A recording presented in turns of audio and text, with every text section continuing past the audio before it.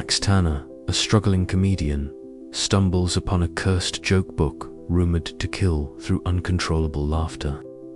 At first, the deadly power brings him sudden fame until audiences start collapsing mid-show.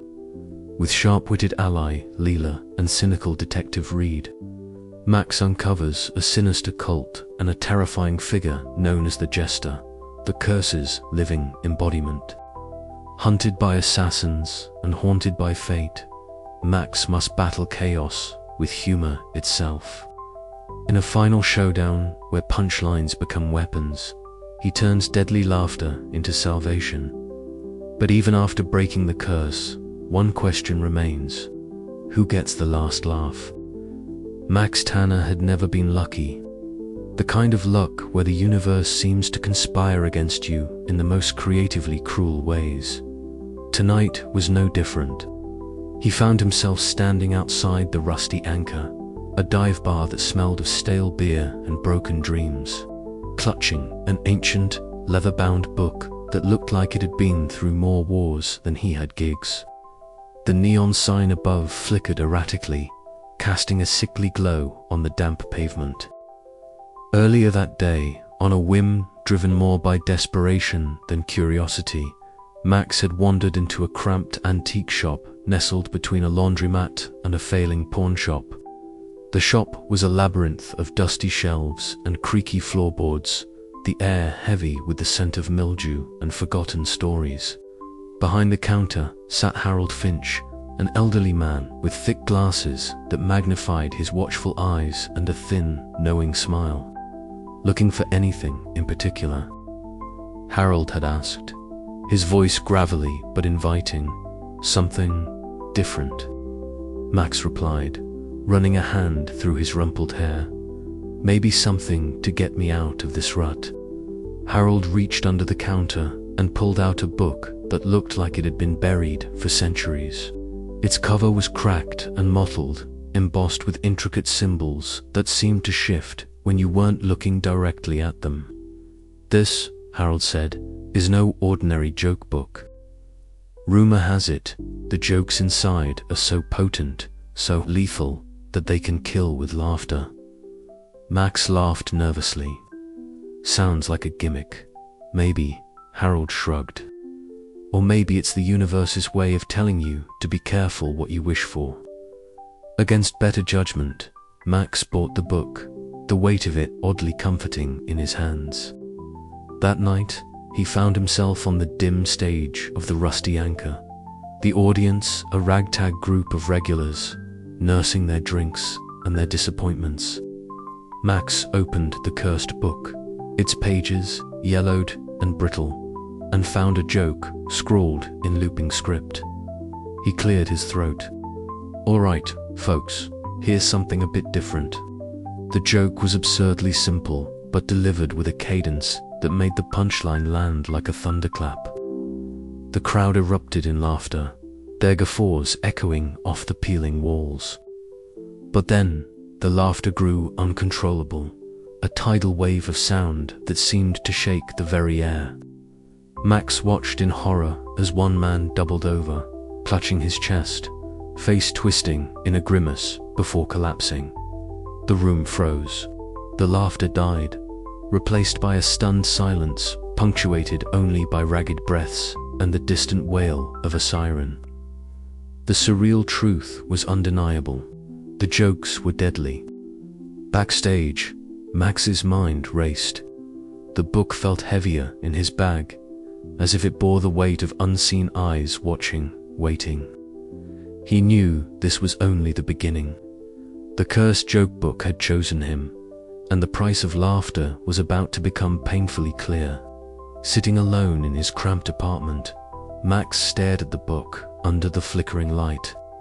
He was caught between disbelief and dark amusement, the absurdity of the situation both terrifying and strangely exhilarating. One thing was certain, his life had just taken a turn into the bizarre, and there was no going back. The cursed joke book was more than an oddity, it was a ticking time bomb wrapped in punchlines, and Max Tanner was holding the fuse. The first laugh had been deadly. what came next would be even stranger. Well, Max muttered to himself, fingers tracing the cracked leather cover. Let's see how far this rabbit hole goes. Outside, the city pulsed with indifferent rhythm, unaware that a new kind of comedy was about to rewrite its rules forever. Max Tanner, a struggling comedian, stumbles upon a cursed joke book rumored to kill through uncontrollable laughter. At first, the deadly power brings him sudden fame until audiences start collapsing mid-show. With sharp-witted ally Lila and cynical detective Reed, Max uncovers a sinister cult and a terrifying figure known as the Jester, the curse's living embodiment. Hunted by assassins and haunted by fate, Max must battle chaos with humor itself. In a final showdown where punchlines become weapons, he turns deadly laughter into salvation. But even after breaking the curse, one question remains: who gets the last laugh? Max Tanner had never been lucky. The kind of luck where the universe seems to conspire against you in the most creatively cruel ways. Tonight was no different. He found himself standing outside the Rusty Anchor, a dive bar that smelled of stale beer and broken dreams, clutching an ancient, leather-bound book that looked like it had been through more wars than he had gigs. The neon sign above flickered erratically, casting a sickly glow on the damp pavement.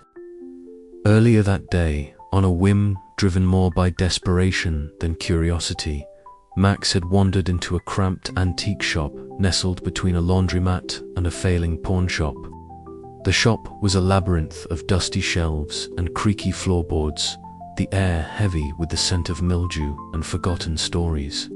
Behind the counter sat Harold Finch, an elderly man with thick glasses that magnified his watchful eyes and a thin, knowing smile. Looking for anything in particular? Harold had asked, his voice gravelly but inviting. Something different, Max replied, running a hand through his rumpled hair. Maybe something to get me out of this rut. Harold reached under the counter and pulled out a book that looked like it had been buried for centuries.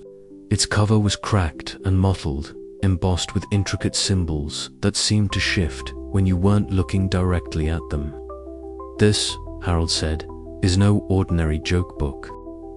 Rumor has it, the jokes inside are so potent, so lethal, that they can kill with laughter. Max laughed nervously. Sounds like a gimmick. Maybe, Harold shrugged. Or maybe it's the universe's way of telling you to be careful what you wish for. Against better judgment, Max bought the book, the weight of it oddly comforting in his hands. That night, he found himself on the dim stage of the Rusty Anchor. The audience, a ragtag group of regulars, nursing their drinks and their disappointments. Max opened the cursed book, its pages yellowed and brittle, and found a joke scrawled in looping script. He cleared his throat. All right, folks, here's something a bit different. The joke was absurdly simple, but delivered with a cadence that made the punchline land like a thunderclap. The crowd erupted in laughter, their guffaws echoing off the peeling walls. But then, the laughter grew uncontrollable, a tidal wave of sound that seemed to shake the very air. Max watched in horror as one man doubled over, clutching his chest, face twisting in a grimace before collapsing. The room froze.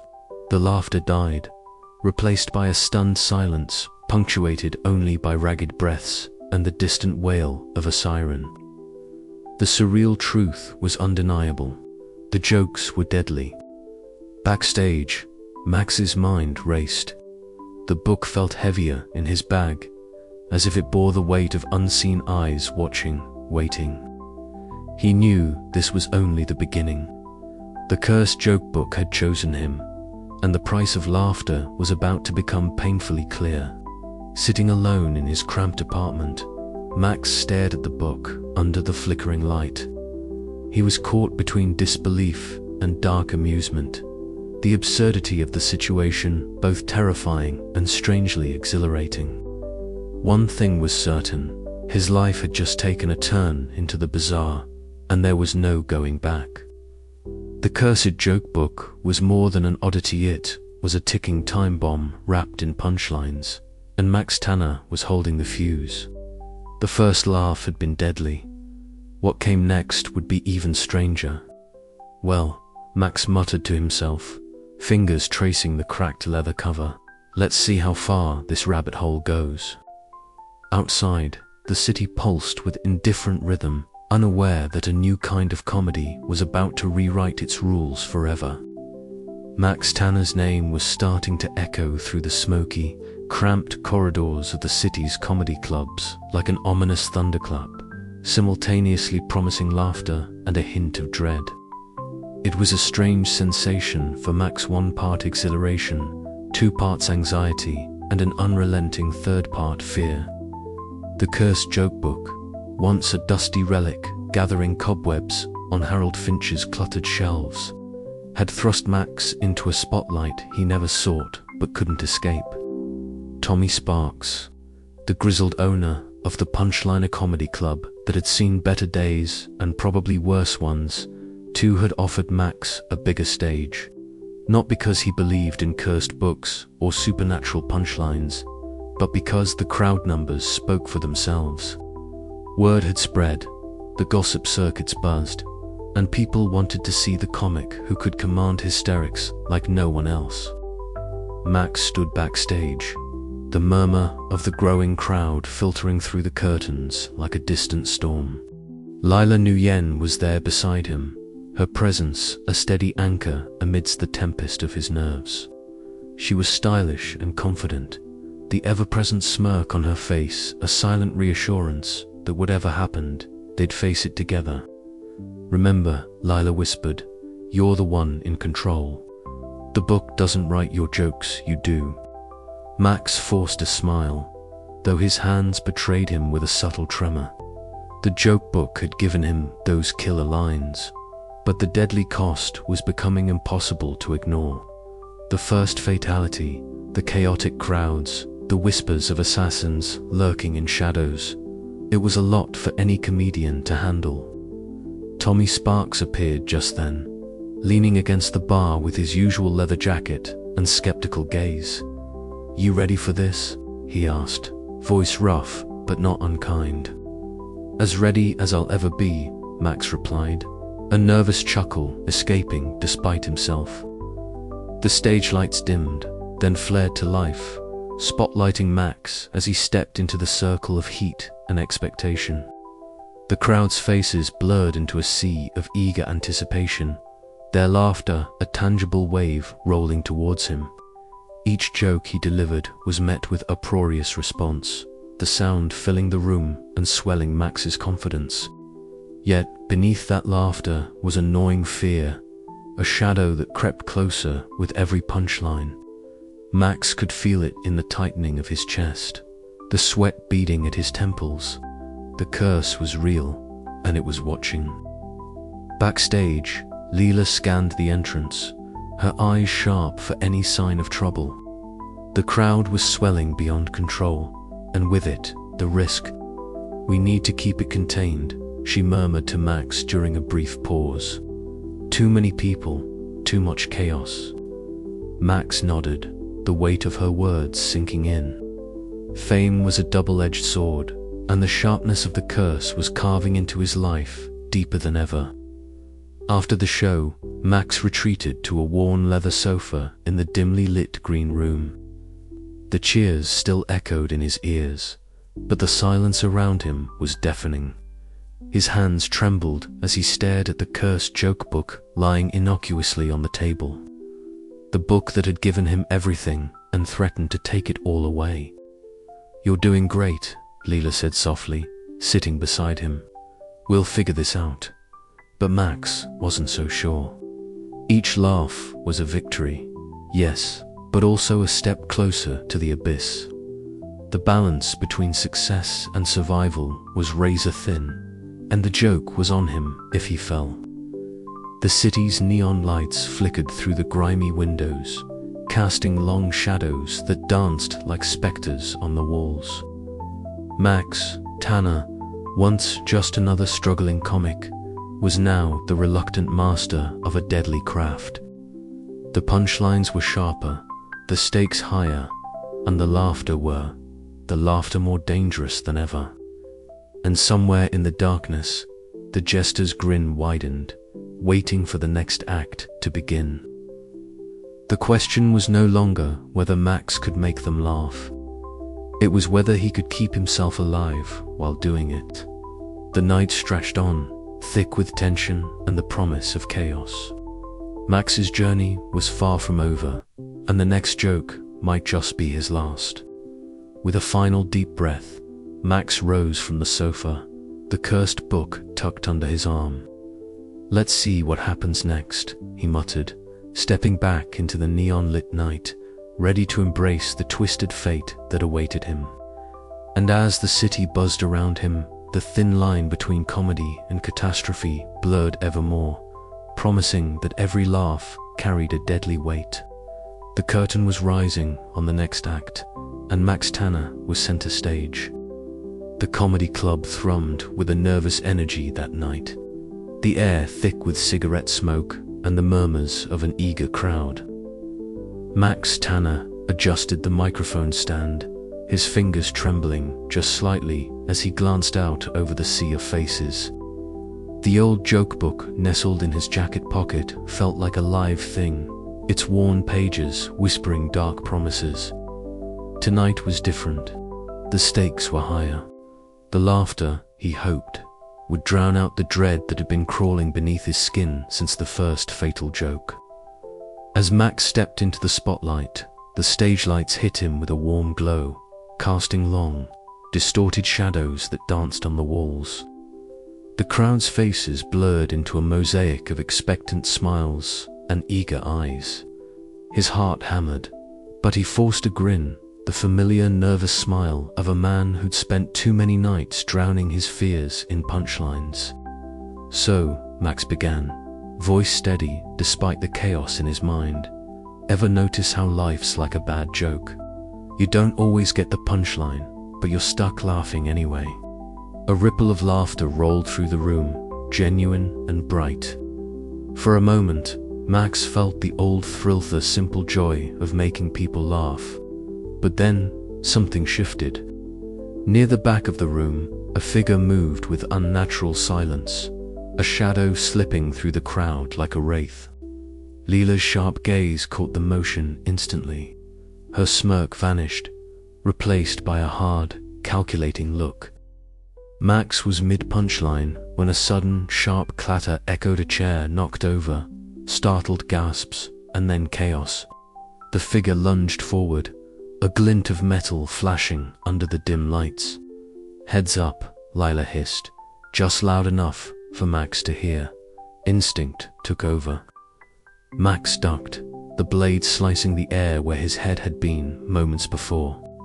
The crowd erupted into screams and confusion, the laughter twisted into panic. "Get him!" A cold voice barked from the shadows.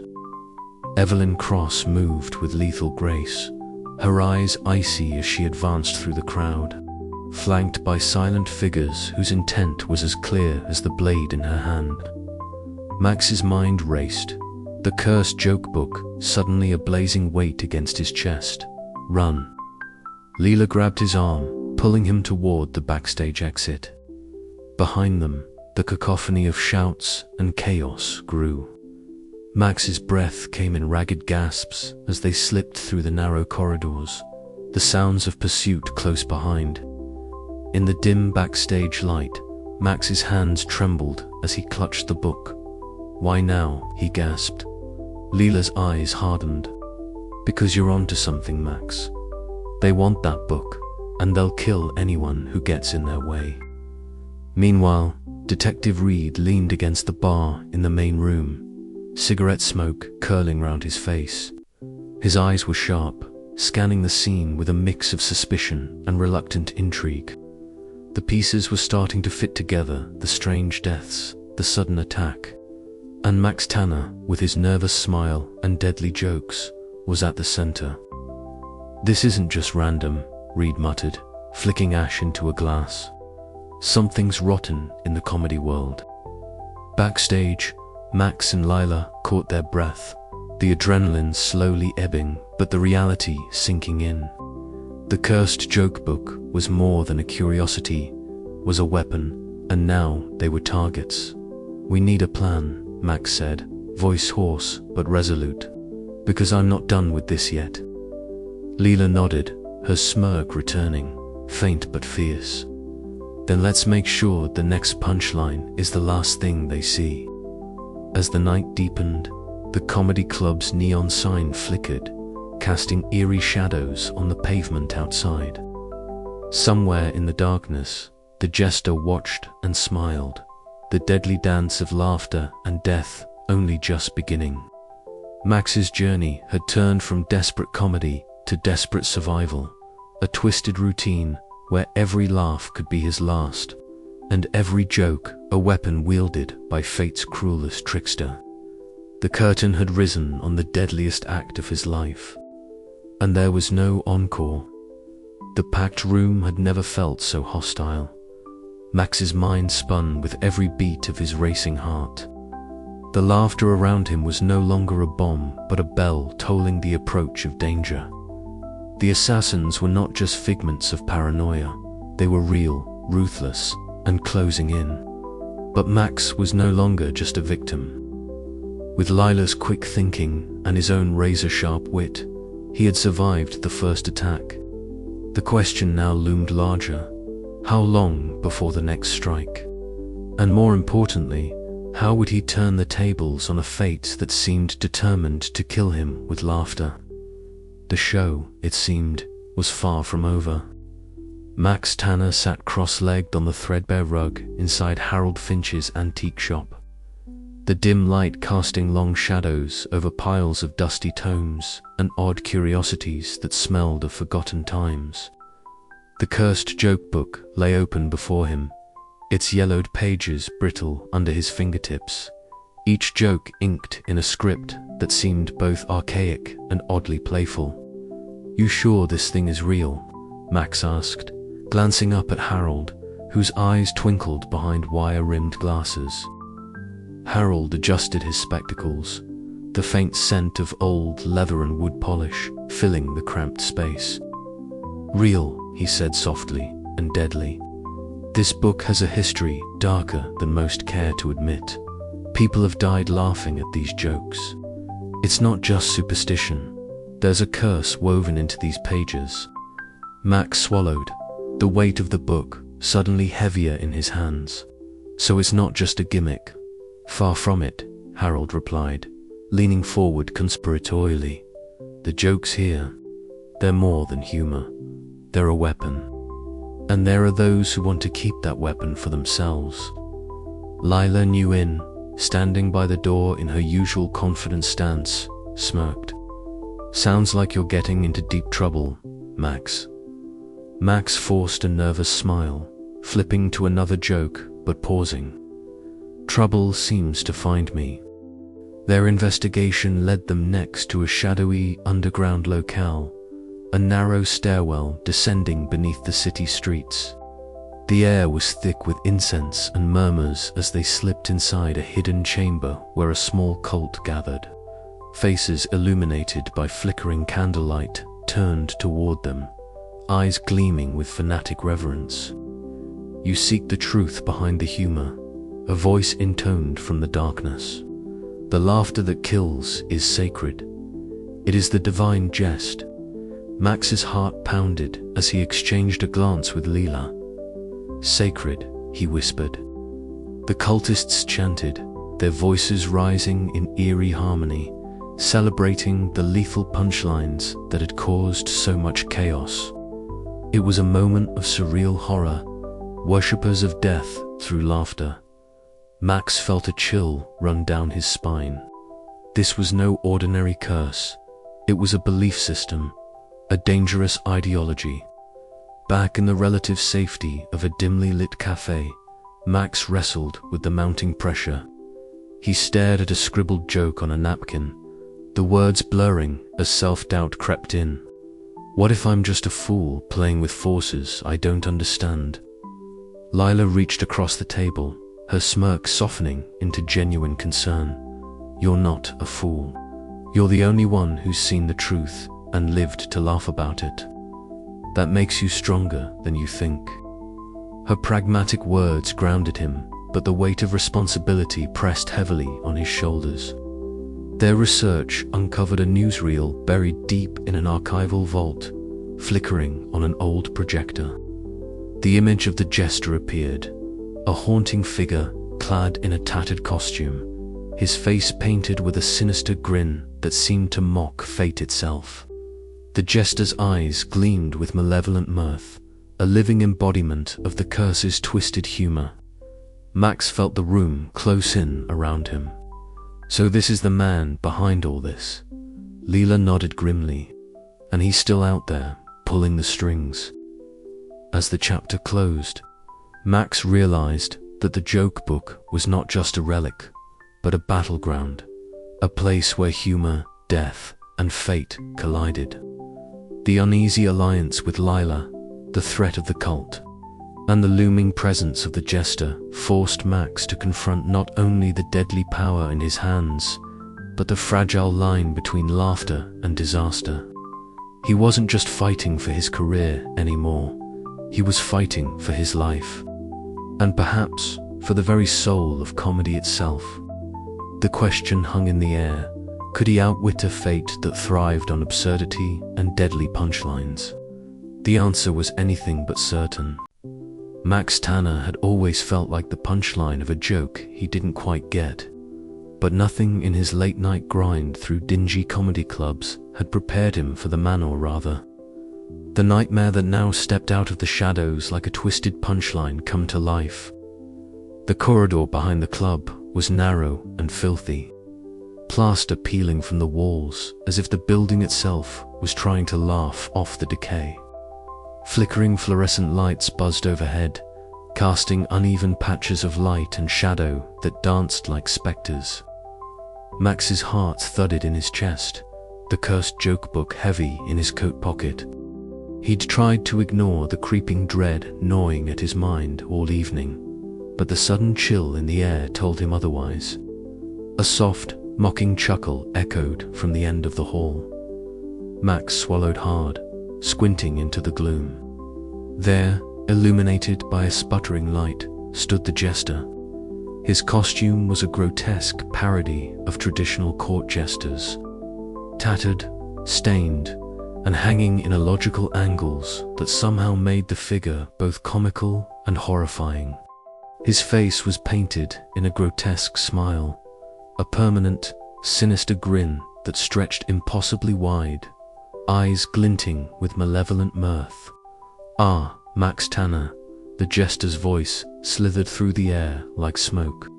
The poor comedian trapped in a punchline too cruel for the world to bear. "Tell me, does the laughter taste bitter when it's your own?" The words twisted around Max's spine like icy fingers. Max tried to respond, but his voice caught in his throat. The Jester took a slow step forward, the jingle of broken bells on his costume echoing softly. "I've come to reclaim what's mine," he said, producing a small, ancient-looking book from the folds of his ragged sleeves, the cursed joke book. Max's mind raced. The book was a lethal weapon disguised as humor, and this man embodied the chaos it wrought. But what was he really? A man, a spirit, a curse made flesh. The Jester's presence seemed to warp reality itself, turning the air thick with absurdity and menace. "You think you can outwit fate with a joke?" The Jester laughed, a sound both joyful and terrifying. "Fate is the ultimate comedian, Max, and it never misses its mark." Before Max could react, footsteps approached. Lila Nguyen appeared, her sharp eyes narrowing as she took in the scene. "Max, we don't have time for theatrics. We need a plan." The Jester's grin widened. "Ah, the loyal sidekick. How delightful. But even your combined wit won't save you from what's coming. Later, in the cramped dressing room, the smell of stale smoke and sweat clung to the air. Max sat hunched over the cursed book, its pages seeming to pulse with an unnatural rhythm. Lila leaned against the wall, arms crossed, her usual smirk replaced by a serious edge. "We need to know more about him," she said. "Who is this Jester? Why is he tied to the book?" Max flipped through the pages, searching for clues. "He's not just a man," Max murmured.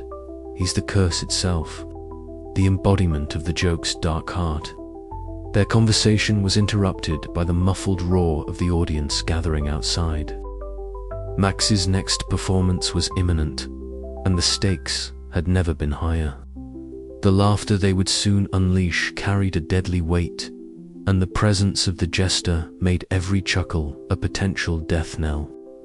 On stage, the spotlight burned bright, illuminating Max's nervous smile. The crowd's laughter was both fuel and poison, an uncontrollable force that fed the cursed jokes.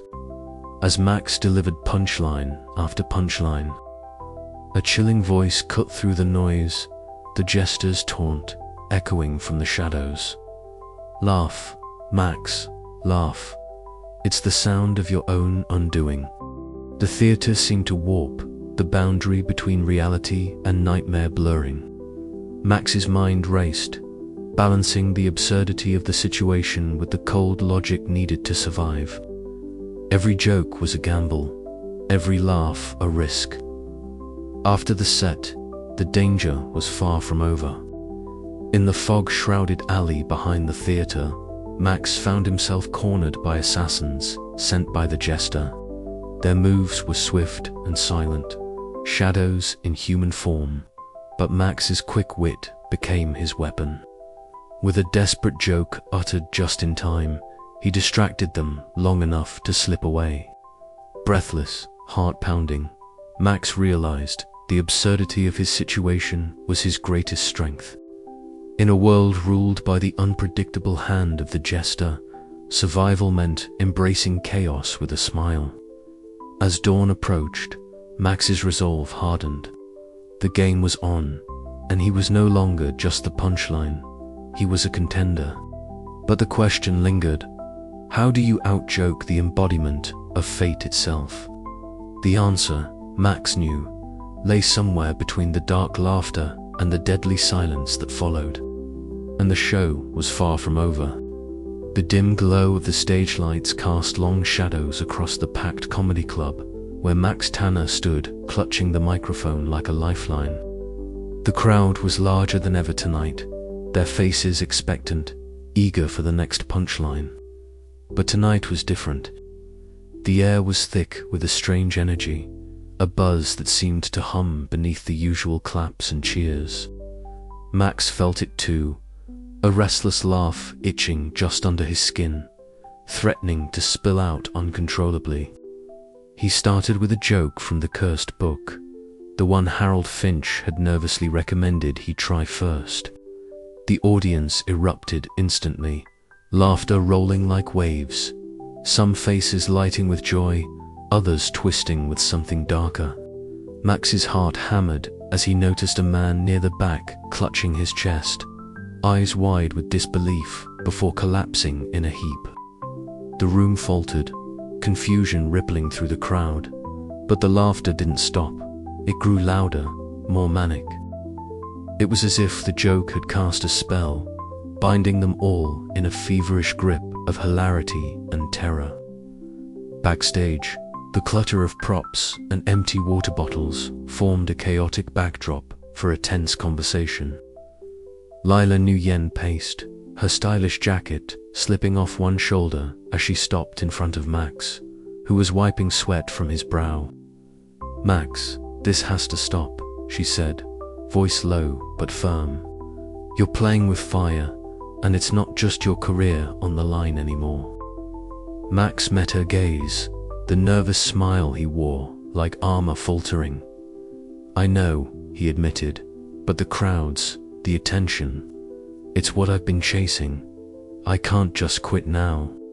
Lila's smirk softened, revealing the conflict beneath her pragmatic exterior. I get it, I do. But at what cost? I'm torn between helping you and not getting burned myself. Meanwhile, miles away in a dim precinct office, Detective Reed hunched over his cluttered desk.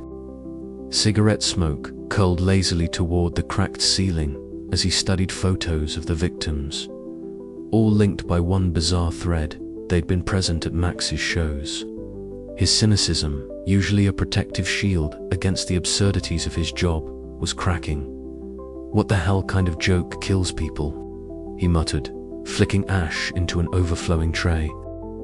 The deeper he dug, the more tangled the conspiracy seemed, with whispers of secret cabals and a trickster figure known only as the Jester.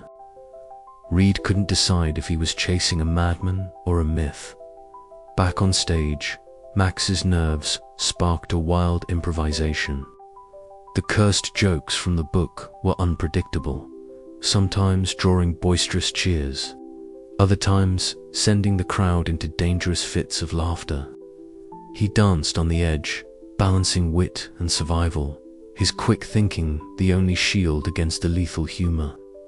Each punchline was a gamble, each laugh a possible last breath. The line between comedy and catastrophe blurred until Max himself wasn't sure which side he was on. Yet in the chaos was a strange kind of salvation, a dark humor that somehow kept him moving forward. As the night dragged on, the weight of choices bore down on Max and Lila. Could they keep walking this razor's edge, or would one misstep doom them both? Detective Reed's shadow loomed ever closer, threatening to expose secrets better left buried. The crossroads of comedy had never been so treacherous or so absurdly alive. Maybe, Max thought, this is what comedy really is, a dance with fate, with laughter as both sword and shield. And somewhere, in the depths of the night, the Jester watched, his grin growing wider, the game far from over. To be continued. The comedy club buzzed with electricity, an almost tangible static of anticipation that clung to the sticky air like a second skin. Max Tanner adjusted the microphone stand with a shaky hand, eyes flickering to the battered notebook hidden beneath his jacket. Tonight, he was no longer just a struggling comic. Tonight, he was a man tempting fate itself. The cursed joke book, ancient and ominous, had transformed his life into a precarious balancing act between laughter and death. The crowd's murmur swelled as Max took center stage, the neon sign outside casting a surreal, flickering glow that danced across his pale, nervous face. The low hum of conversation was punctuated by the clink of glasses and the occasional cough, but beneath it all, the air thrummed with an unsettling tension. Max swallowed hard. He knew what awaited him beyond the first punchline. An uncontrollable wave of laughter that could topple the strongest constitution. Clearing his throat, Max began. His voice was low but steady, weaving the first harmless jokes into the fabric of the set, gauging the audience's mood. The laughter he elicited was genuine but cautious. Then, with a glance at the open book nestled in his inner pocket, he ventured deeper. Joke after joke spilled from his lips, each darker, sharper, whispers of an absurd world where humor was a weapon. The room transformed. Laughter erupted like a wildfire, rolling through the crowd in a relentless crescendo. Faces contorted, smiles stretching beyond reason, and soon, some patrons doubled over, clutching their sides, tears streaming down cheeks flushed with hilarity. But this was no ordinary comedy night. The curse tightened its grip. A few collapsed breaths shallow, their laughter frozen mid-chuckle. Panic flickered in the eyes of those nearby, yet the contagious humor held them hostage. Backstage, Lila Nugent watched with a mix of fascination and fear. Her ever-present smirk faltered as she saw the chaos unfurl, the surreal blend of joy and horror painting the scene in stark relief. She clenched her fists, torn between admiration for Max's daring and dread for the consequences. Outside, shadows shifted with purpose. Evelyn Cross, the assassin leader, moved like a spectre through the night, her dark attire blending seamlessly with the urban gloom. Behind her, a cadre of silent hunters followed, their eyes cold and unyielding. The deadly laughter inside was the beacon that guided their approach, a signal that the cursed book was in play, and the time to strike was now. Inside, Max's pulse quickened. He sensed the tightening noose of danger, the invisible eyes prying through walls and windows. Recklessness had been his fuel, but now it threatened to consume him. Switching gears, Max abandoned the lethal jokes for agile banter, weaving quick-witted retorts that acted as a shield against despair. His nervous smile sharpened into something almost defiant, a glimmer of the old comic fighting back against the dark fate. The backstage corridors became a labyrinth of shadows and echoes. Max's footsteps pounded like a frantic drumbeat as he dodged through narrow passages, his breath ragged but controlled. The cursed book throbbed in his pocket, both a blessing and a curse, a source of power and peril. Each heartbeat was a gamble, each joke a step closer to oblivion or salvation. As the assassins closed in, the line between humor and horror blurred. Max's wit was his weapon, his laughter a lifeline. But how long could he hold the balance? The night stretched ahead, thick with uncertainty and the promise of deadly punchlines yet to come. The club's neon glow flickered once more, casting elongated shadows that danced like specters across the walls.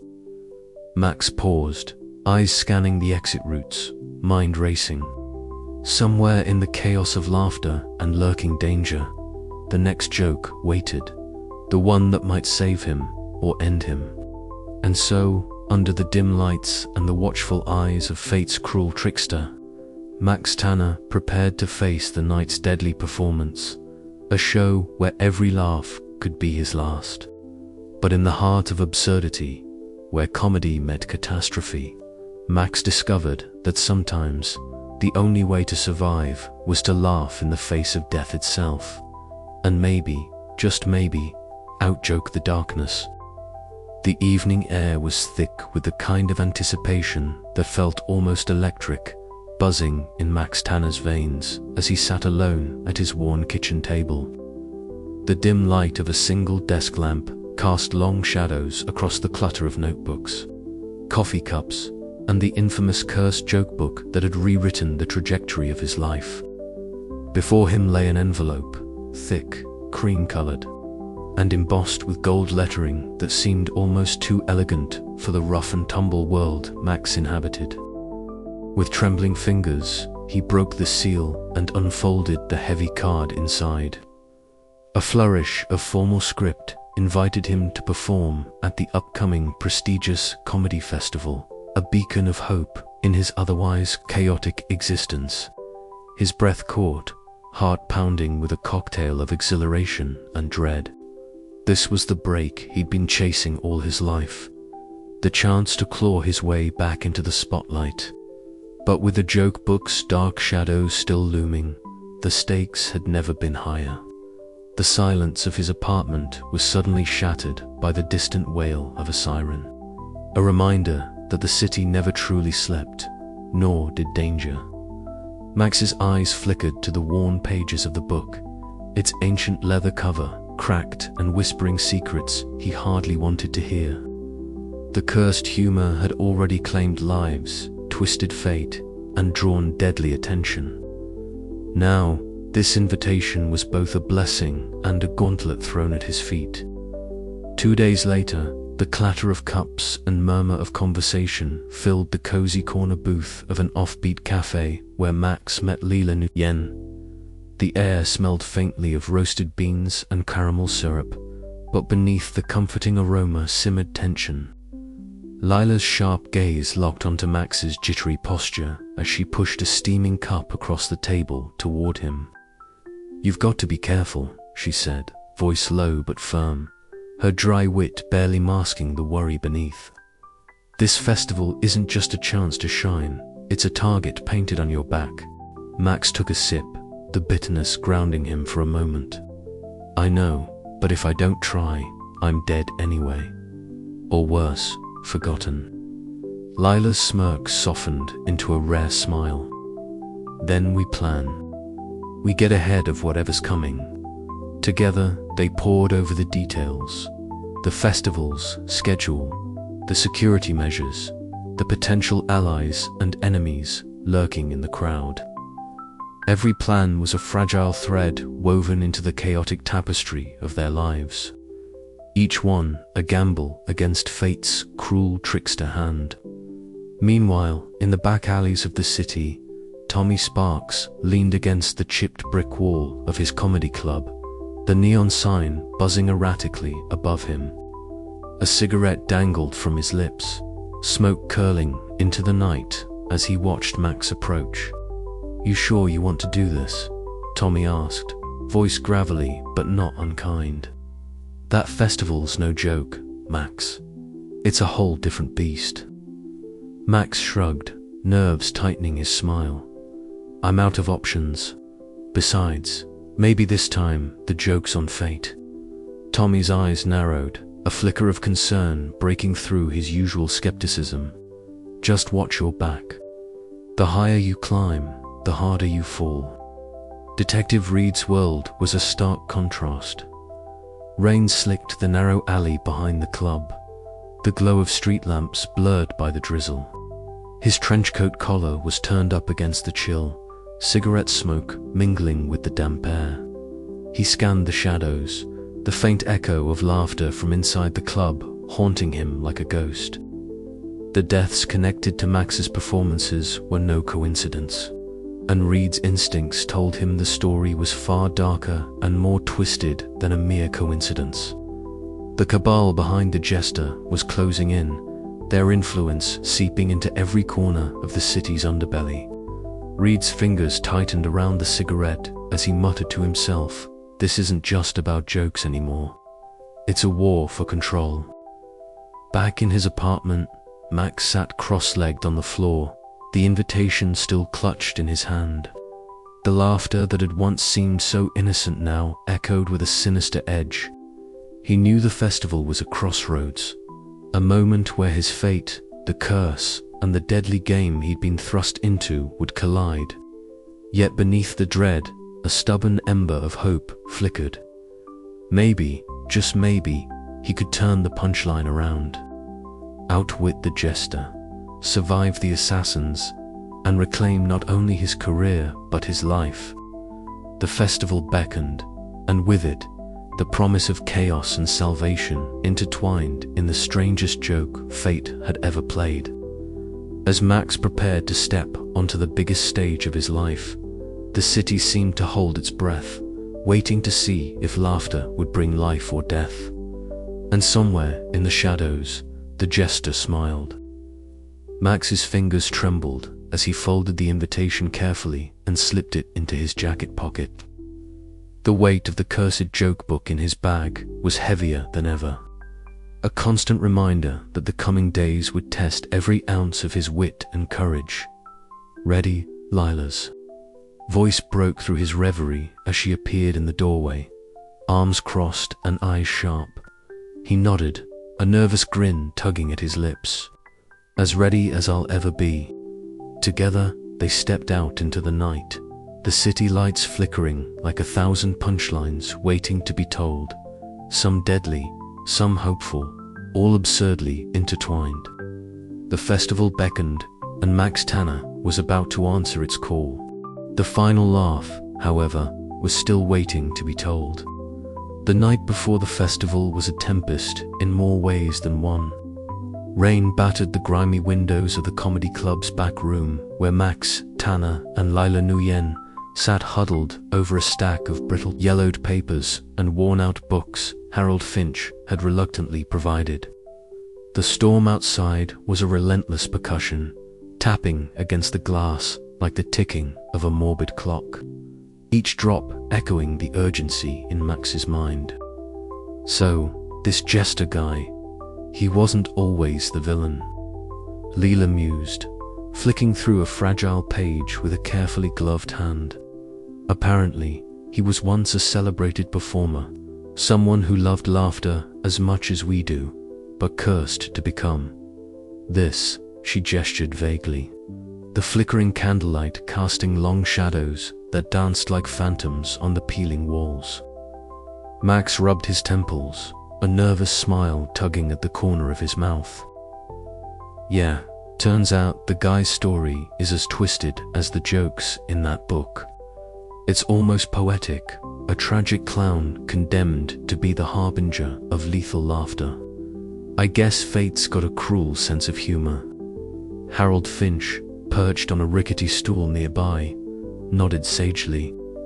The curse binds him to the book, and the book to the curse.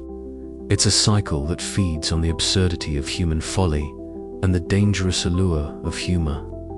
The more you laugh, the closer you dance with death.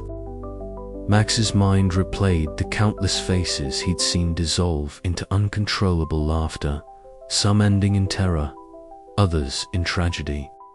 He thought of the upcoming comedy festival, looming like a dark monolith on the horizon, a stage where the stakes were no longer just laughs, but survival. The room's atmosphere thickened as the rain intensified, punctuated by distant thunder that seemed to roar in approval of the grim revelations. Lila leaned forward, her voice dropping to a conspiratorial whisper. We need to be ready. The Jester won't just sit idle. He's intertwined with this curse, and he'll come for the book for you. Max shivered, not from the cold, but from the weight of inevitability pressing on his chest. His internal monologue flickered with dry humor, the only shield against the encroaching dread. If fate's a joke, it's one hell of a cosmic one, and I'm the punchline. But hey, at least I'm not boring. Later that night, at a cramped diner, bathed in the neon glow of flickering signs, Detective Reed slid into the booth opposite Max and Lila. His rumpled trench coat was damp from the rain, and the ever-present cigarette smoldered between his fingers. The detective's eyes, sharp and tired, scanned the two comics with a mixture of suspicion and reluctant alliance. I've been digging, Reed began, voice low and gravelly. There's more to this curse than some urban legend. There's a cult, worshippers of this Jester figure. They believe in spreading chaos through deadly laughter. Lila exchanged a glance with Max, the absurdity of the situation settling like a fog. Great, a death cult with a sick sense of humor. Just what we needed. Reed cracked a rare dry smile. Welcome to my world. The conversation wove through grim facts and speculative whispers. The clatter of plates and distant chatter of patrons, a stark contrast to the gravity of their discussion. Plans formed, alliances hardened, and amidst it all, Max's anxiety gave way to a flicker of resolve. He was no longer just a hapless victim. He was a player on a stage far larger and darker than any comedy club. The next encounter was less tangible but more haunting. In a narrow alley slick with rain, Max found himself face to face with a flickering apparition. The Jester's form shimmered like a mirage, his tattered costume flapping in an unfelt breeze, eyes glittering with a malevolent mirth that sent chills down Max's spine. You're meddling in a game far beyond your wit, Max Tanner, the Jester intoned, voice like a twisted melody. But even fate enjoys a good laugh. The words were both a threat and a riddle, leaving Max suspended in a liminal space between fear and fascination. The Jester was no mere villain. He was the embodiment of chaos, a trickster bound to the cruel joke of his own curse. When dawn broke, Max found himself alone on a rooftop overlooking the sprawling city. The fiery hues of morning clashed with the lingering shadows, mirroring the turmoil inside him. He lit a cigarette, inhaling deeply as the smoke curled upward, carrying away fragments of doubt. Maybe this is it, he thought. The punchline I didn't see coming. Fate's joke might be cruel, but that doesn't mean I have to laugh last. Comedy's about timing, and I'm learning to own the stage, no matter how twisted the script. Below, the city stirred awake, oblivious to the dark comedy unfolding in its midst. Max's gaze sharpened, resolve hardening like tempered steel. The festival awaited a crucible where jokes could kill, alliances would be tested, and fate itself might be outwitted.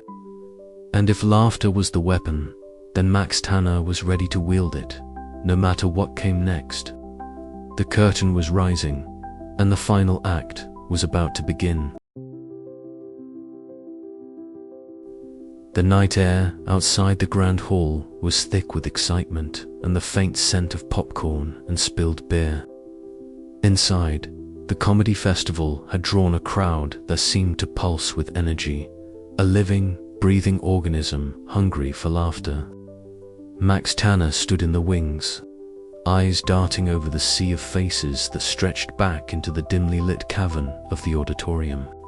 The stage lights bathed the polished wooden platform in a warm, golden glow, a stark contrast to the cold dread coiling in Max's gut.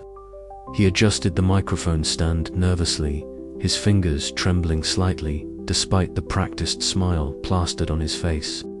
The cursed joke book, heavy and ominous, rested in the inner pocket of his jacket's secret weight that both empowered and terrified him. Tonight was no ordinary show. Every chuckle, every guffaw carried a shadow, a risk that lurked just beneath the surface of the humor. Backstage, Lila Nguyen paced with a sharp eye on the entrance. Her stylish attire and confident smirk belied the tightness in her jaw.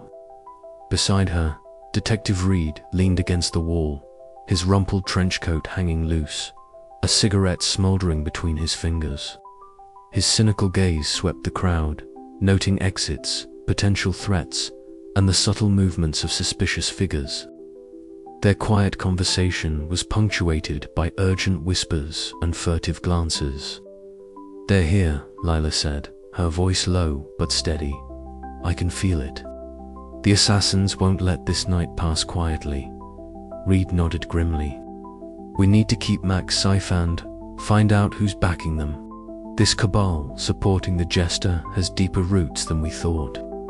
The hall's murmur swelled into a crescendo as the host announced Max Tanner's name.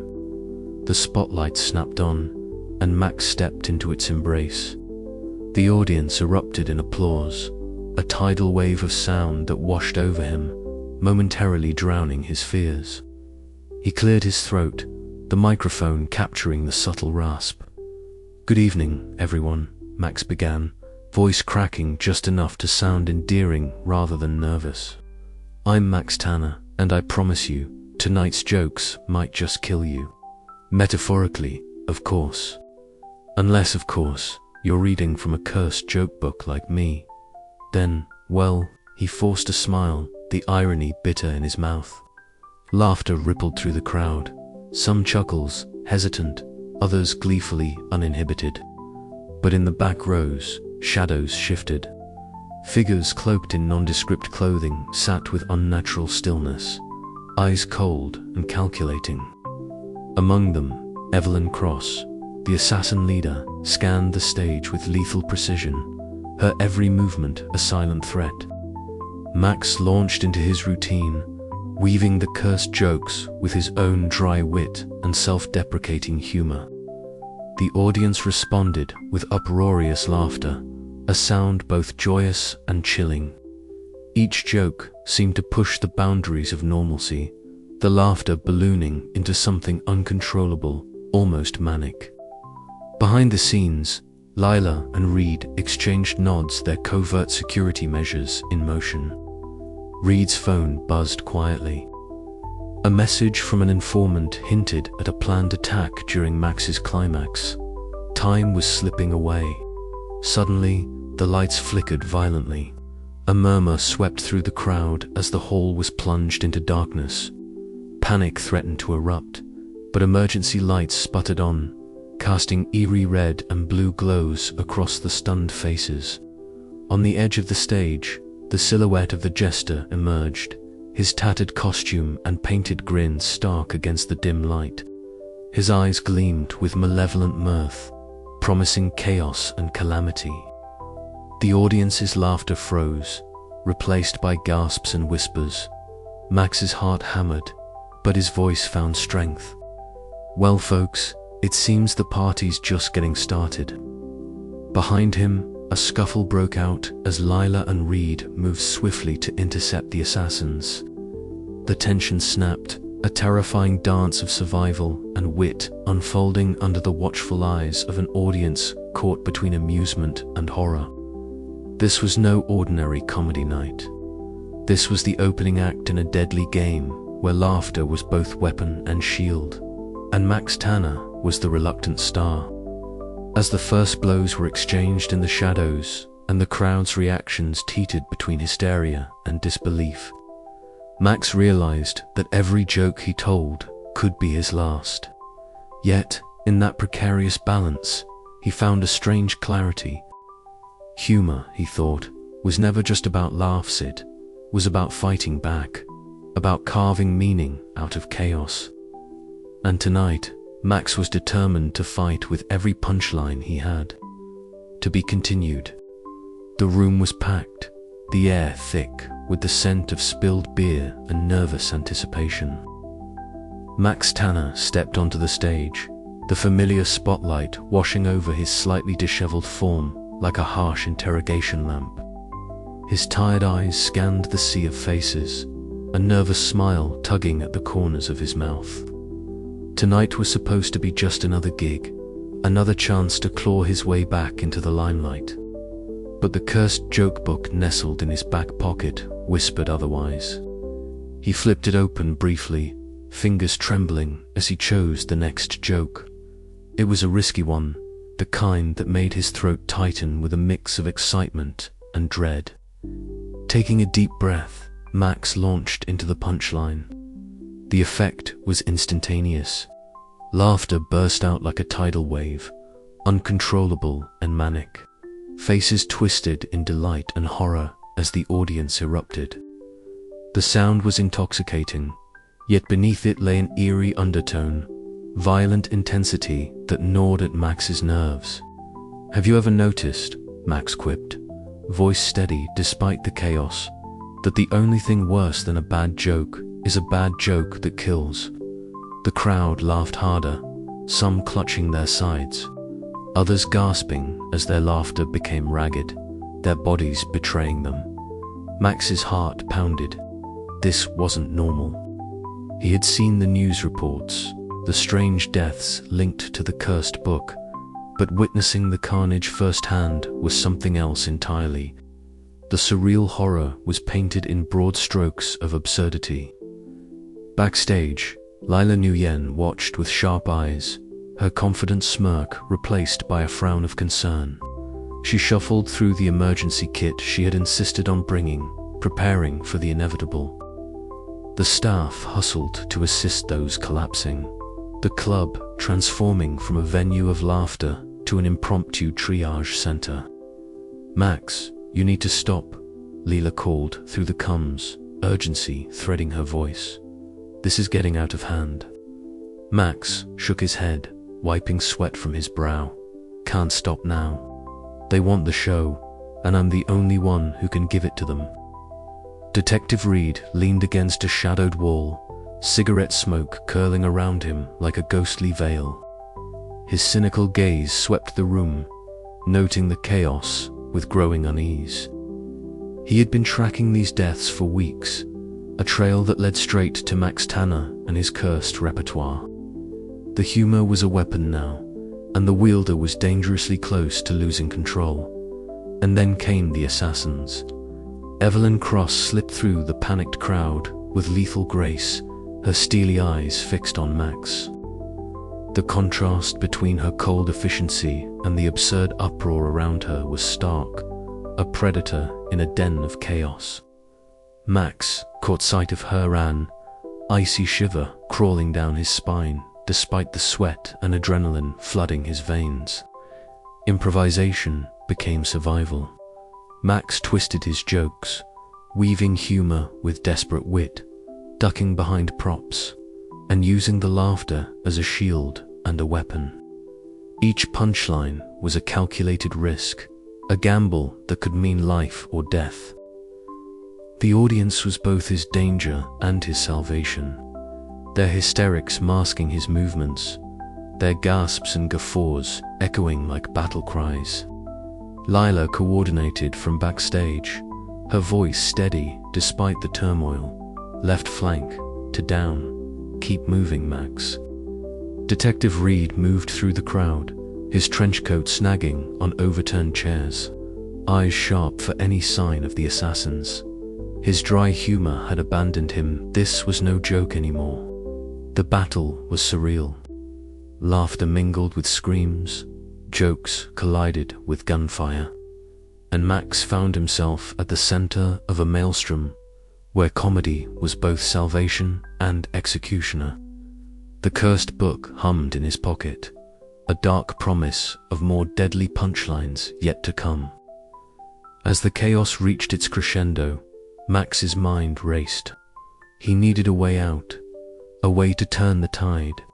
The absurdity of the situation was almost laughable if it weren't so deadly.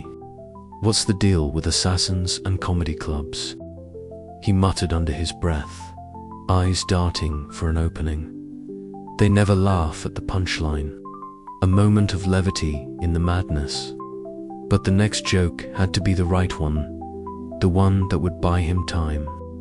Disarm the threat, and maybe, just maybe, keep the laughter alive without death trailing behind it.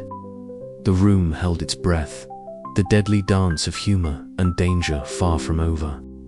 Max Tanner was about to find out if laughter really was the best medicine or the deadliest curse. Max's voice rose above the cacophony, weaving a tapestry of twisted humor and sharp wit. Each joke was a calculated dart, aimed not just at eliciting laughter, but at confusing, disarming, and delaying the assassins closing in. The audience, caught between hysteria and horror, became his unwitting shield. Why don't assassins ever tell jokes? Max quipped, ducking a swift movement from Evelyn Cross. Because timing is everything, and they're terrible at punchlines. A ripple of nervous laughter cut through the tension, a fragile thread of normalcy in the chaos. Lila's voice crackled in his earpiece. Keep it up, Max. We're working on a way in. Detective Reed is clearing a path. The detective's figure emerged through the smoke and scattered chairs, signaling a route. Max darted, heart hammering, adrenaline a roaring tide. But Evelyn was relentless, her cold efficiency undeterred by the madness. She closed in, a viper poised to strike, her eyes gleaming with malevolent intent. Max pivoted, grabbing a mic stand and swinging it like a makeshift weapon. The absurdity of brawling with an assassin amidst a crowd convulsing with lethal laughter was not lost on him. He grinned nervously, shouting over the din, "Comedy is all about timing, guess. I'm just a little off tonight." The clash was brief but fierce, Max's quick thinking and desperate improvisation buying precious seconds. Lila and Detective Reed converged, subduing Evelyn just as she lunged again. The room began to settle, the deadly laughter easing to a shaky murmur. Max stood breathless, the cursed joke book still burning a metaphorical hole in his pocket. "We're not out of the woods yet," Lila said, eyes scanning the crowd for signs of more danger. Detective Reed nodded grimly. "This curse, It's bigger than any of us imagined, but tonight you survived. That's something." Max's smile was weary but genuine. "Yeah, survived by the skin of my punchlines." The absurdity of it all was overwhelming. Comedy had saved him and nearly killed him in the same breath. And as the night wore on, Max knew one thing for certain: the deadly dance of laughter and danger was far from over. With a final glance at the cursed book, Max prepared for whatever punchline fate had in store next. The auditorium was a kaleidoscope of swirling neon lights and anxious faces, a surreal carnival of expectancy and dread. Max Tanner stood behind the microphone, the familiar weight of the stand-up spot suddenly heavy as a storm cloud. The crowd's laughter had been replaced by a tense silence, broken only by the faint hum of electricity in the air. And then, as if summoned by the collective heartbeat of the room, the Jester appeared. He was a violent splash of color against the dimness, tattered Jester garb, rippling unnaturally. Face painted with that eternal, sinister grin that seemed to stretch beyond the limits of human expression. His eyes gleamed with malevolent mirth, scanning the audience with an unsettling mix of amusement and menace. The laughter that erupted was not from the crowd, but from the Jester himself, a chilling cackle that echoed through the auditorium like a dark spell. Max swallowed hard, his mind racing. This was no ordinary opponent. This was the embodiment of trickster fate, a force that twisted reality and jest into weapons. But Max was no longer the trembling comic who found the cursed joke book in an old antique shop. Tonight, he was a survivor, a fighter armed with wit and desperation.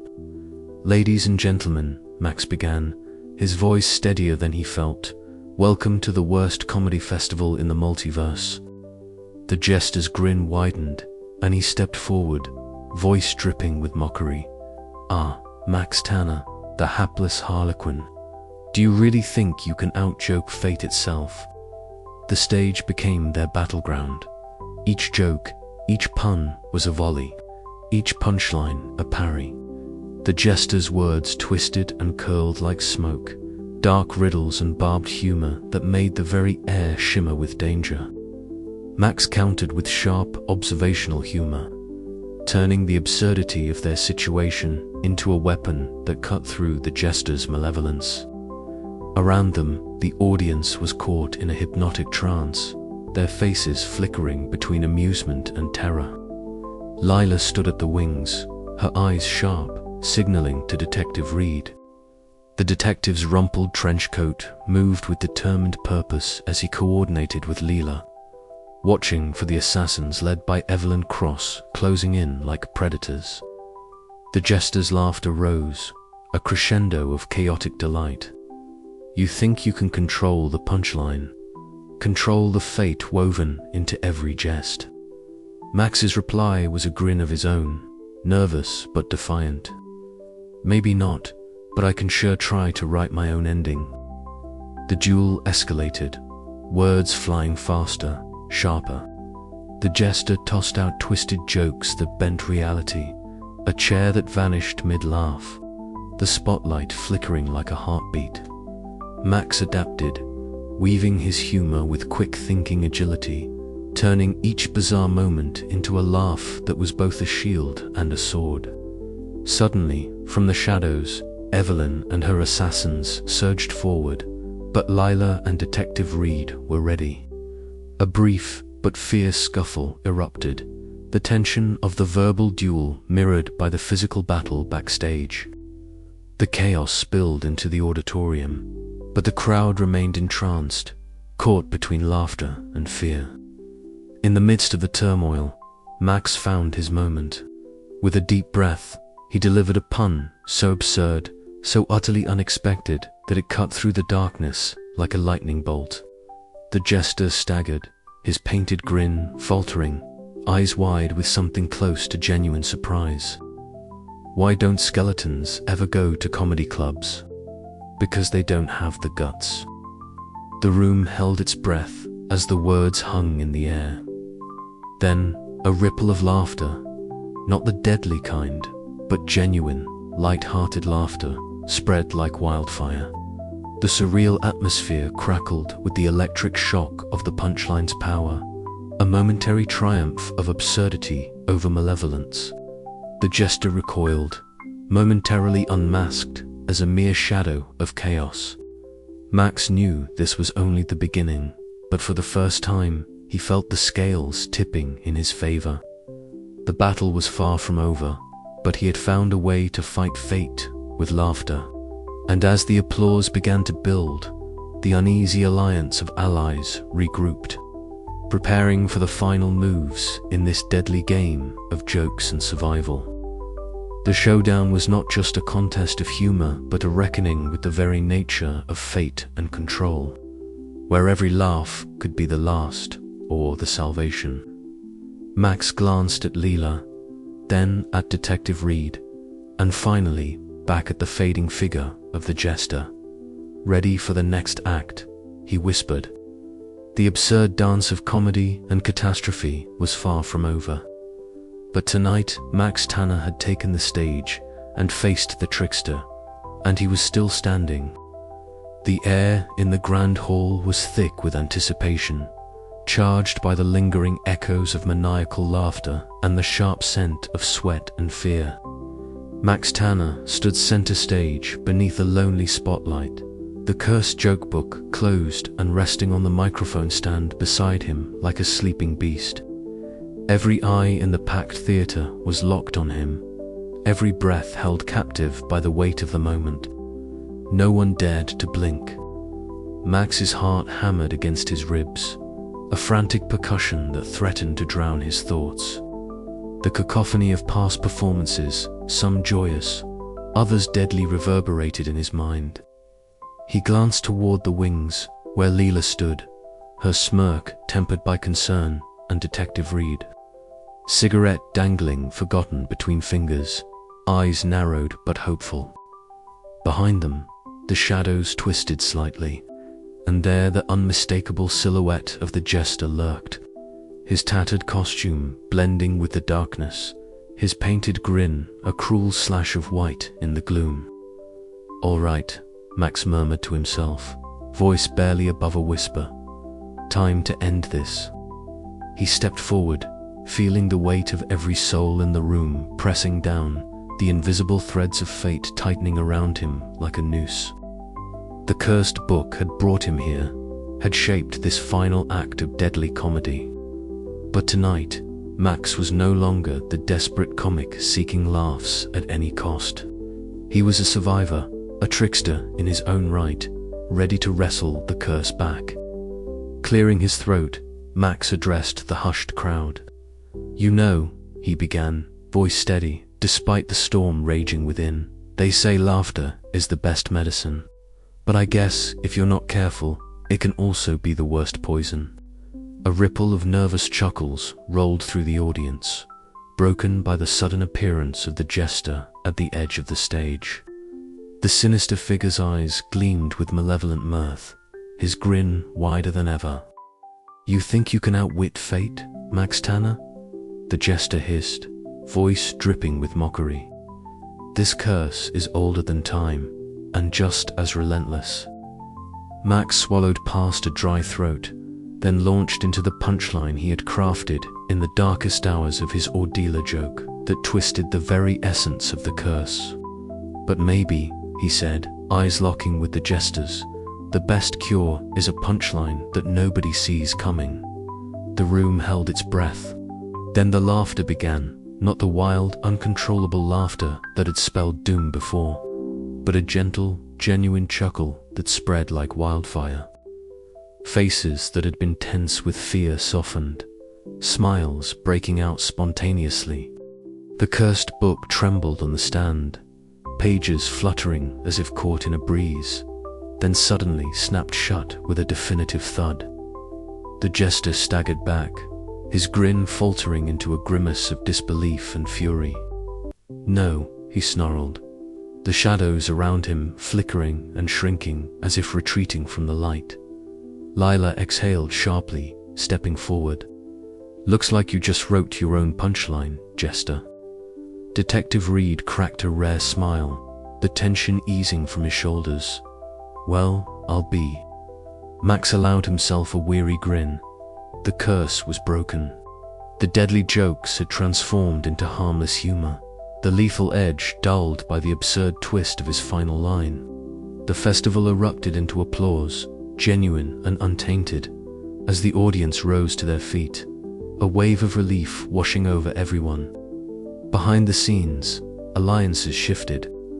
Max felt the heavy burden of his journey lighten, replaced by a new understanding of the unpredictable nature of fate and comedy. He was no longer merely a victim or a pawn. He was a player in the grand game of absurdity, wielding humor as both shield and sword. As the lights dimmed and the crowd began to disperse, Max caught Lila's eye. "So," he said with a tired but triumphant smile, "think I've earned my spot back on the stage." She laughed softly, the sound warm and real. "You never lost it, Max. You just had to survive the joke first." Outside, the night air was crisp and clear, unburdened by the weight of curses or dark fate. Max looked up at the stars, their distant twinkle reminding him that even in the darkest moments, there was always room for light and laughter. But as he turned to leave, a faint shimmer caught his eye. Somewhere in the shadows, a sly chuckle echoed a reminder that in the world of comedy and fate, the final laugh might never truly be his. The curtain fell on the deadly joke, but the story, like all good comedy, promised more twists yet to come. The auditorium had settled into an almost eerie calm. The once raucous crowd, the chaos of uncontrollable laughter and narrow escapes, had given way to a quiet that felt almost sacred.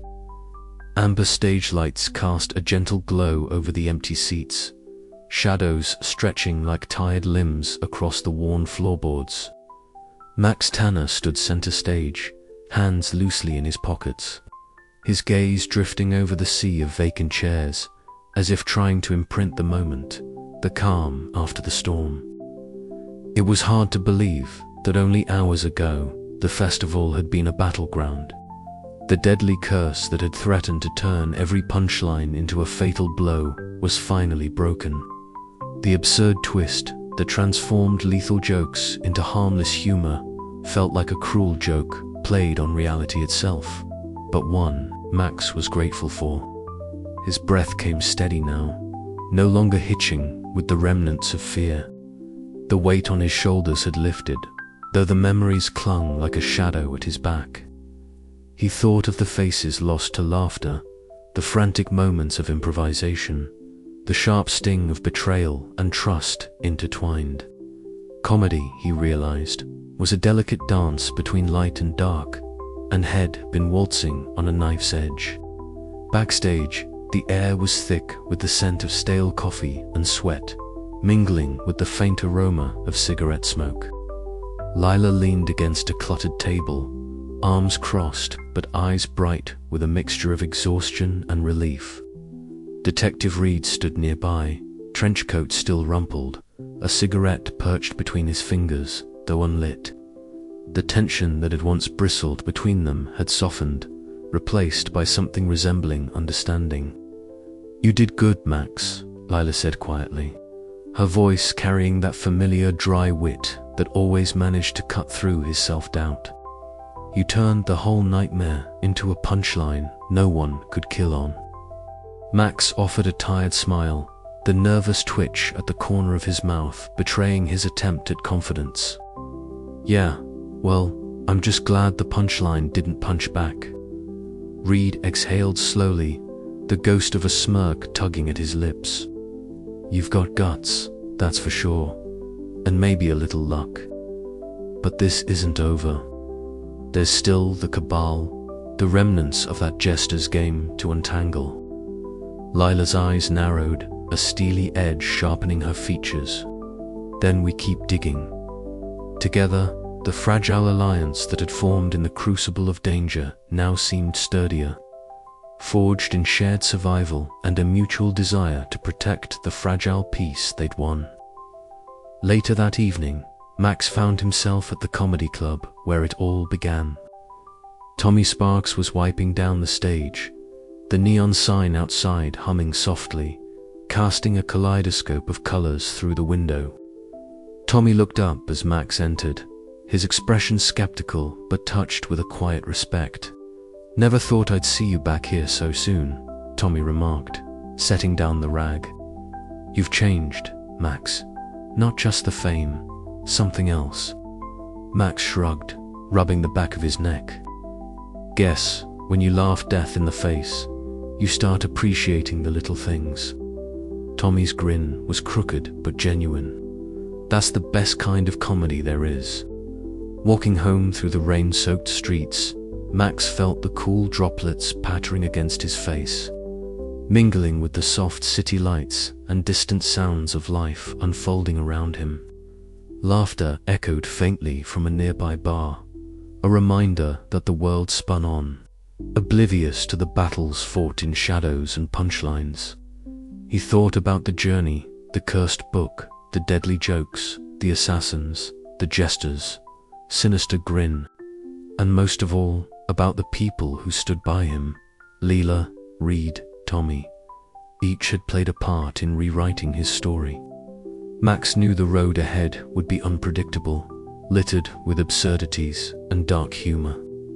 But for the first time in a long while, he felt ready to face it, not as a victim of fate, but as a survivor who could laugh at the chaos, and maybe, just maybe, find a way to make it all matter. The spotlight had faded, but the show, like life itself, was far from over.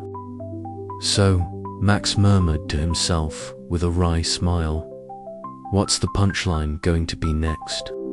And with that question hanging in the humid night air, Max stepped forward into the unknown, laughter still echoing faintly in his heart. The backstage dressing room was a sanctuary unlike any Max Tanner had known in months. The faint hum of the venue beyond the door was a distant echo compared to the quiet scribbling of his pen on paper. A battered notebook lay open on his lap, pages filled with fresh jokes and observations that felt different, lighter, safer, and yet with a hint of that sharp wit that had always defined him. The air was thick with a faint scent of stale coffee and sweat, but it was a comfort now rather than a reminder of past failures. Max paused, looking up at the cracked mirror reflecting his weary face. The tired eyes, shadowed by sleepless nights and the stress of surviving the cursed joke book's deadly legacy, now held a spark of calm determination. He smiled nervously at his reflection, a small but genuine curve that felt like a promise to himself. It wasn't easy leaving behind the allure of the cursed humor, the dark thrill of a joke so potent it could kill. But Max had learned that comedy was more than just shock and chaos. It was connection, insight, and sometimes a lifeline.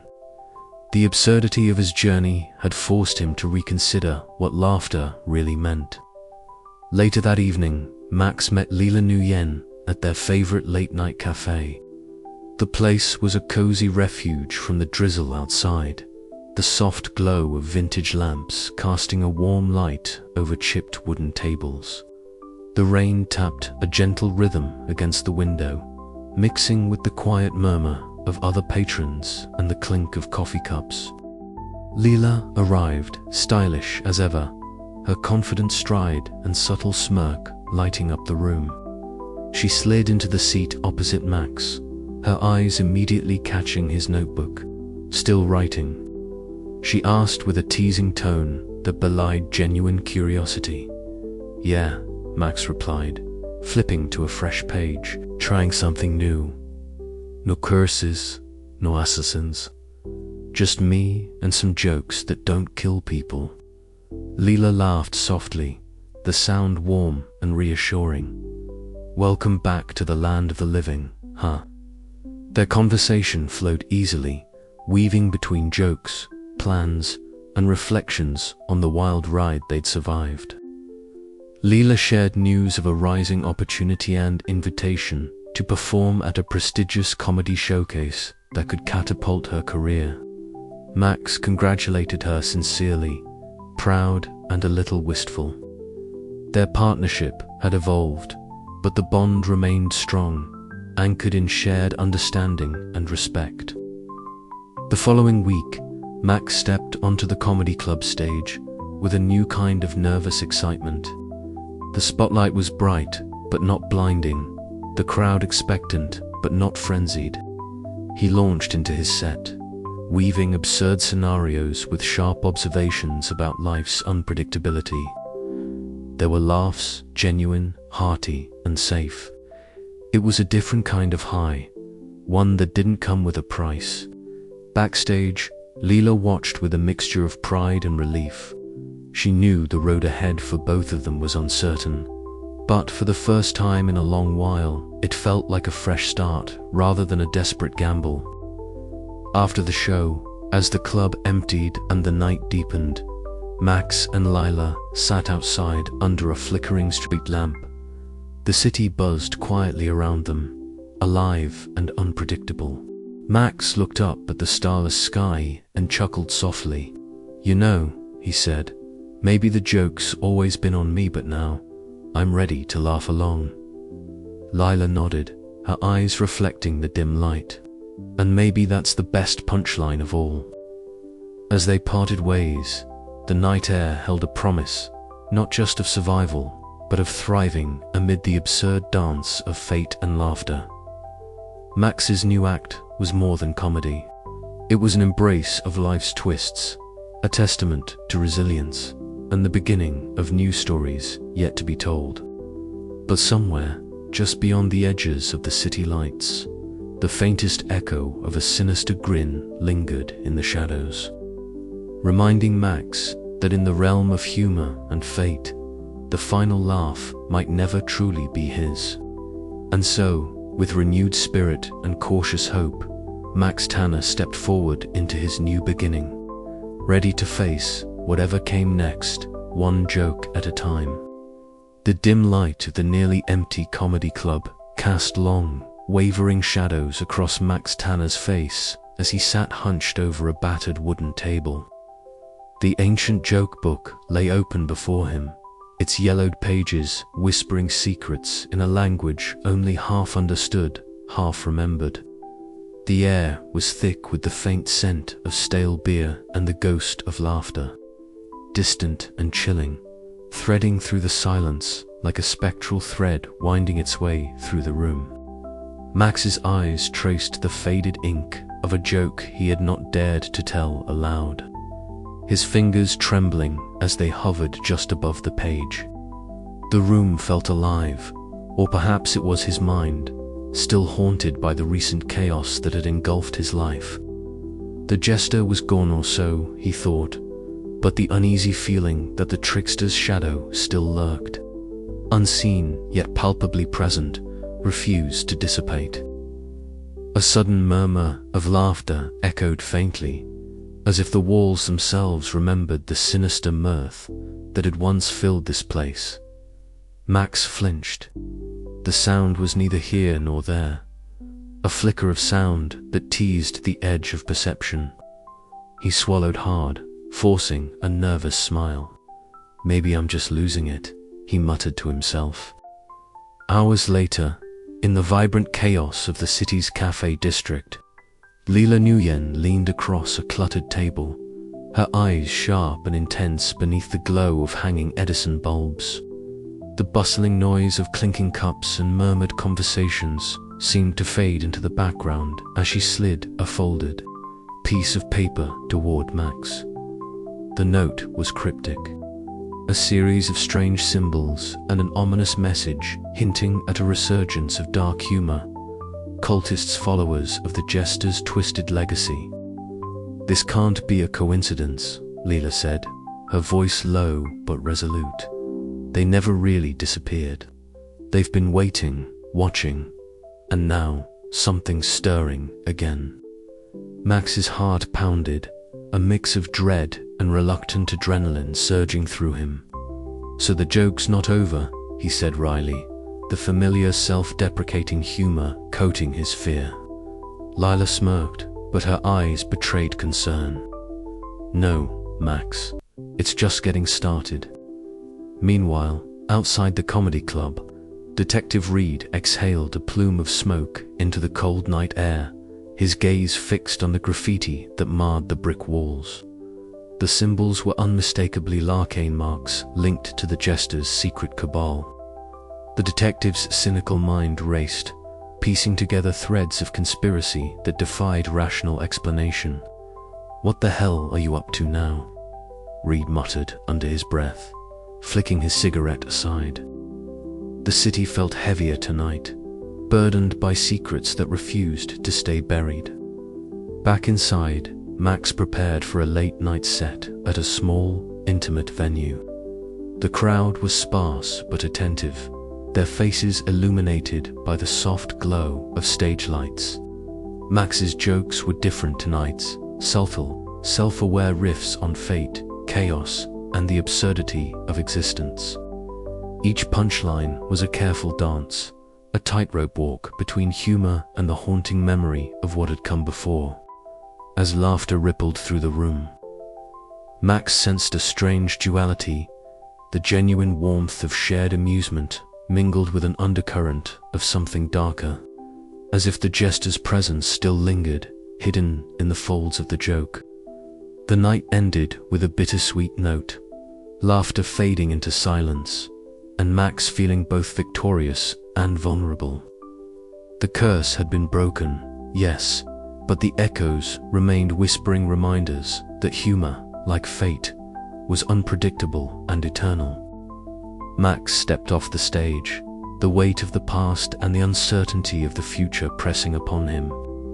Somewhere deep inside, a small, stubborn spark of hope flickered. Maybe, just maybe, this was not the end of the story. Maybe the final laugh was still out there, waiting to be told.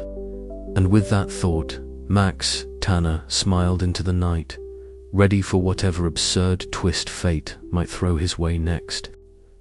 Max Tanner stood backstage, the familiar hum of the comedy club buzzing faintly through the heavy curtain.